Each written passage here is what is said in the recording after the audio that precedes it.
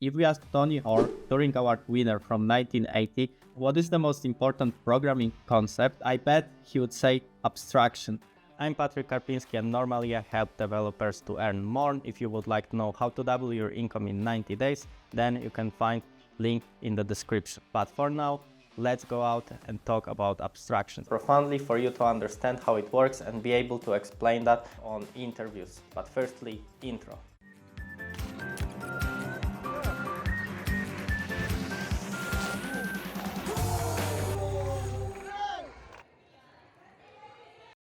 Recently, I talked to my friend that is head of engineering who was looking for developers, that majority of developers cannot explain simple things. And even though they have years of experience, like 10 plus, often it is 1 year of experience times 10 instead of 10 years of real experience. And they struggle with explaining simple things. That's why I decided to go out from my cave and start explaining you the most important software engineering concepts in a very spontaneous way, but profoundly the way that you will understand them. To the matter itself, abstraction, it is hiding complex, irrelevant knowledge using higher concept like function, class, or whatever, depending on paradigm, to manage software. And there are awards of some kind of Turing Award winner. Turing Award, if you don't know, it is like a Nobel prize within the world of IT. That this guy said that generally managing complexity of software, it is dealing with abstractions. So you can imagine how important this topic is. And also, whenever we will be talking about solid, we will talk about unnecessary abstractions and how abstracting out too early can be dangerous to our software. But what the heck it means to hide complex, unnecessary logic? Let's start from the beginning. In the beginning, God created the heaven and the earth. At the beginning of computer science and generally electronics, there was basically electricity and just two states like switched on and switched off. Then it evolved to so-called transistors, and this is what current CPUs are built from, and they are built from like billions of transistors. And transistors then, because the domain of computer science and computing was evolving, then we needed more transistors, and we grouped them together into so-called circuits. Then from circuits, it evolved to so-called logical algebra, which are basic statements like AND or XOR and things like that, with which you as a, for example, modern front-end developer or back-end developer using high-level programming languages like Ruby or Python, you will be not dealing with. And this is exactly what abstractions are for. As a modern programmer, you don't need to take care about every single impulse that is going on in the CPU of your computer, and all the information, all the processes are hidden from you. And when it comes to like hardware abstractions, these are layers of abstractions from basic circuit, that it is being an abstraction layered over transistors, then logical algebra, that is being an abstraction that covers all the circuits and modules. And in terms of hardware, then we go to for example, CPU, the whole processor. In terms of software, we have our CPU and some kind of low-level programming languages that deal with, for example, the heat of CPU and everything like this. Over that we have firmware, and then over the top we have operational system.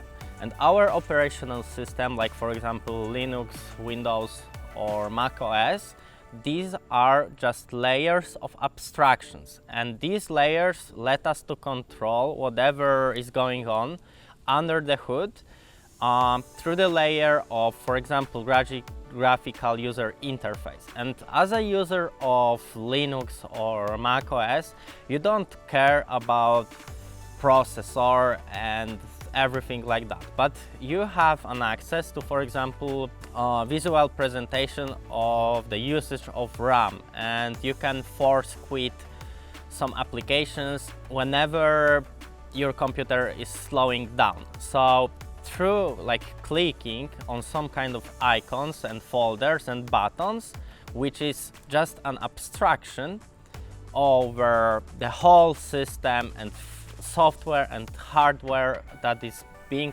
underneath, for you as a user, all the stuff that is going on, it's totally irrelevant. The only thing that you care it is that, for example, your computer is being slowed down because of too many tabs opened in Chrome. So you want to force quit that, and this is what interests you, and you don't want to go deeply inside and do it manually by controlling how electricity flows in your CPU. You just want to do it as quickly as possible.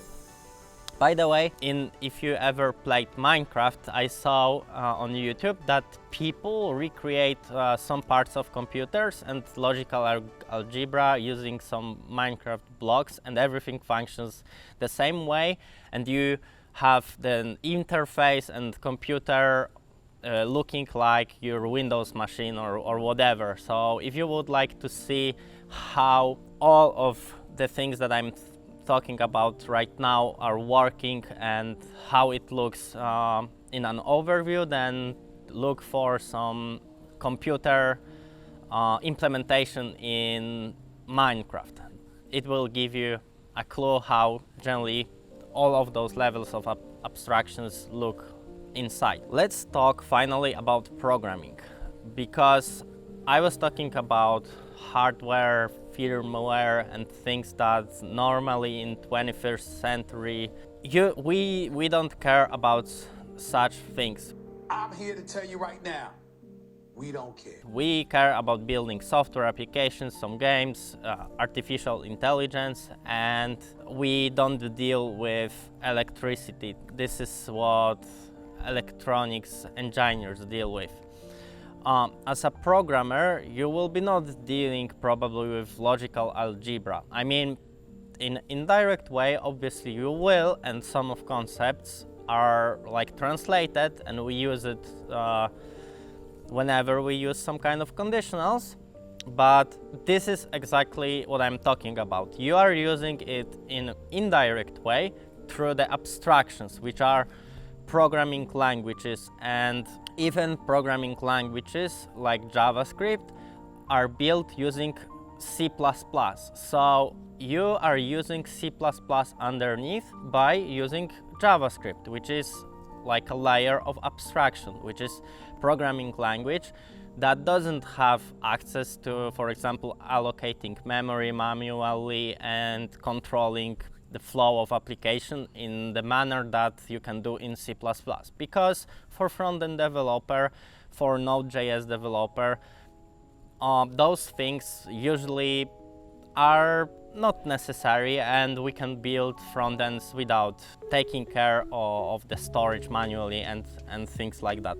So when it comes to abstractions in software, it goes like this. Firstly, we have imperative programming, which is programming where you just write instructions and they are being run one by one without controlling like a flow in other way than just writing everything like in a book. And then we have a first layer of abstractions, which, for example, in JavaScript or in Python are functions. In object-oriented programming languages, it would be, for example, object instantiation of some class.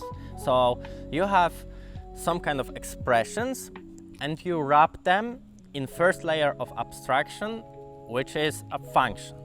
And this is already an abstraction because, for example, you have a function that moves character from one place to another, and you pass to this function only coordinates to which you want to move your character, like x and y. And whenever using that function, you don't care about how it's being done underneath. You don't care about all the computations that are inside of that function. Whenever it is already written, then it is only a matter of calling this function in appropriate place in other parts of the code. The same like using third-party libraries. You have some API, which is like exposing only relevant parts to you, and you use only that API, and you don't care how it's done like underneath. If you have some kind of library that manages animations or geolocation on Google Maps, you don't need to write everything from scratch. You just use this library through whatever this library provides, and you don't care what lays underneath. You only care about getting job done. And in programming, you can have multiple layers of applications. In functional paradigm, you can have composed functions, so like sets of functions that all together create a module or higher order function, more complicated function that takes care of a couple of tasks at once. In object-oriented programming, you would have method or function, then you would have object, then you would have like a module, and in module you would have plenty of objects, and then you would have the whole application. And even like the whole service, the whole application, it is also a layer of abstraction, because applications also can communicate with each other, and they can all together create a bigger system that eventually user uses. So for example, if you have services of AI or services that take care of authorization, authentication, or storing something in storage in database and things like this, altogether these are some kind of layers of abstractions that eventually build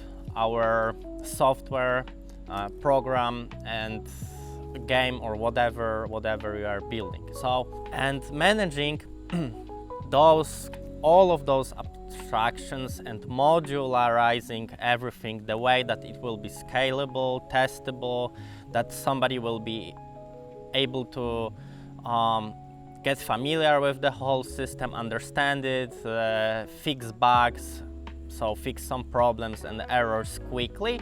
This is the art of the whole programming. And basically, whenever building software, whenever building some programs, applications, one of the most important parts, it is about managing abstractions. And we have auxiliary tools like software design patterns, architectural patterns that help us to manage abstractions in a better way. Cool.